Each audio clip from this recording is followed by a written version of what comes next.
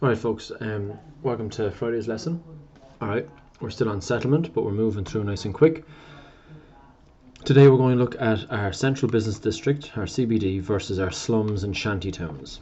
Okay, so two highly contrasting areas within cities, okay, but they both exist sometimes right beside each other. Sometimes the inner city, that old area that surrounds the CBD, turns into a slum. And but they exist in most cities. We're going to look at some case studies. So even cities in the wealthy part of the world and cities in the poorer part, you will have both of these. Okay, date, Covey connection, and objective. All right, so make a note of those. Now, where are these areas located? Again, just a little recap and just get you thinking about what's actually happening. So you can do this as a little subheading on these notes here. Okay, so the CBD is found in the center or the heart of the city. Okay, it is where the most jobs are, highest paid jobs are, and a lot of economic and social activity. So a lot of offices, shopping, clubs, bars, restaurants, everything. That's where the CBD is. It's usually brand new, very nice, up to date, all that kind of stuff. Slums and shantytowns are found wherever there is space for people to build them. Mainly in two places. They're found either on the edge of the city, okay, near the rural urban fringe, or around the CBD in the old rundown inner city. Alright, so you've probably seen some of these words before, but we're going to look at them in a little bit more detail. Okay, what we're going to do now, if you can, I recommend trying to print out these two worksheets. I sent them to you on Sunday with the week 6 geography outline.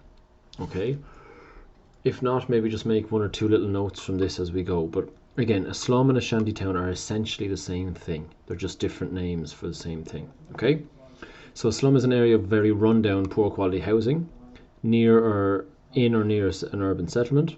All right, they're characterized, their main features are overcrowding, lots of people living there, poverty, very, very poor.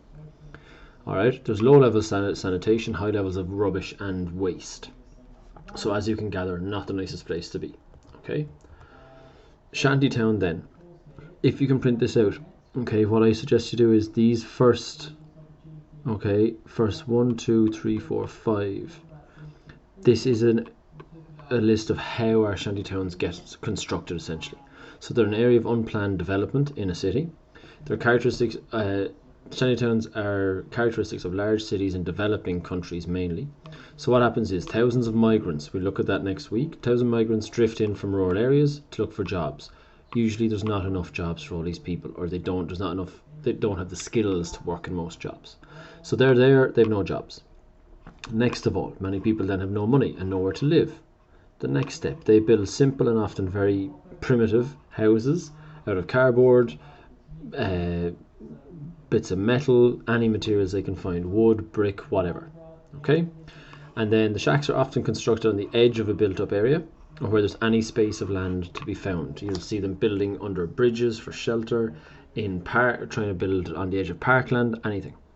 So what I suggest is, if you can print this out, highlight those 5. If not, I suggest you make a note of 1, 2, 3, 4, 5, the first 5 bullet points, and you can title it how shantytowns form or how slums form.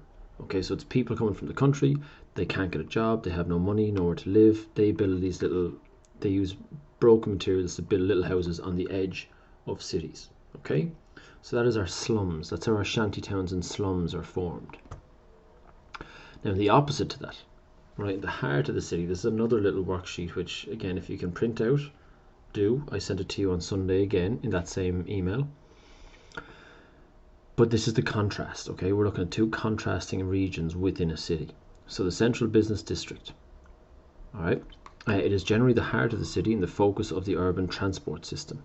It is the center of the city's commercial, which is business, social, which is activities for people, and cultural life. So theaters, cinemas, bars, restaurants, clubs, studios, stadiums, all sorts of stuff. Okay, and then all the transport as well. So what are some of the characteristics? First things first, very little manufacturing. Okay, factories take up too much space in here and the land is too expensive, so there'll be very little manufacturing. It's all tertiary services. Okay, lots of offices, lots of offices in here, and that's why we get our skyscrapers. Multi-story development. The land is so expensive, it's actually cheaper to build up, okay, buy a small piece of land and build a tall building than try and buy a huge area of land. All right, so people build up instead of building out. To go in with this one, I'm going to jump over here. So vertical zoning, what that means is actually, if we look at this tower here and imagine each story is actually owned or run by a different business. So no one business can probably afford the whole building. So you might have some shops in the bottom one, okay, a restaurant on the second floor, then insurance company here, a banking company, a large internet company. Each one owns a couple of stories, okay. Very low residential population. Very few people actually live in the CBD because it's so expensive. All right. Concentration of retailing, high level of shopping. All right. If anyone's been to New York or London, all right, the downtown, the CBD of those places has lots of shopping. And pedestrianisation is a new one. Okay. In the last couple of years, what they've done is they're trying to narrow down roads to make space. They're trying to keep traffic out to keep pollution low. All right, and then so they just make roads for just people and cyclists and so on. For example, in London, you have to, if you want to drive through the centre of London, you have to pay an extra charge called a congestion tax every year. Okay, now they're thinking of bringing in even more taxes like that. So what I want you to do from here is you can put the central business district as your heading, okay, and I just want the little bits in italics. So vertical zoning, low residential population, concentration of retail, pedestrianisation, multi-story development, and concentration of offices, and absence of manufacturing. So 1, 2, 3, 4, 5, 6, 7. You can just write those little phrases as bullet points under the CBD heading. If you don't know what each of them mean, if you don't know what vertical zoning is, the first bullet point in here tells you. I strongly suggest you make that note, okay? But I've explained most of those, so all you have to do is the little italic headings. Don't bother with this one down here. Okay, so now we've looked at, that's our slums and our shantytowns versus our CBD. They could not be more different from each other, but they're quite often found in the same cities. All right, most cities will have both, especially cities in poorer parts of the world. Having said that, okay, we're going to look at a little case study of New York first. Now, New York, you wouldn't say that Manhattan or New York has slums or shanty towns, but simply because it's developed through that. When it was formed first and when it began out as a huge city, yes, it had shanty towns. It had some really, really poor areas. So when you think of New York, you think of this, okay? So that's downtown Manhattan. This is the business district. This is where Wall Street and the stock exchange and all the finance stuff is done. In the distance, if you see the skyscrapers up here, that's another CBD. So New York actually has 2 central business districts, okay? And again, you can see this is from the opposite. So we're looking in this way. The next photo is taken behind these buildings, looking back the way. All right, so you can actually see here's Central Park. It's huge. We're looking down here now. The other photo is taken down here. So this is the other CBD, kind of the social and cultural side. That's where all the banking is and jobs and so on are. Of course, there's lots of jobs here as well. But you can see the skyscrapers, typical CBD. All right. So again, we'll look at a little map of New York in a bit, but that's what you imagine when you think of Manhattan. But when it started out first, it had people cramped into these tiny little houses, okay?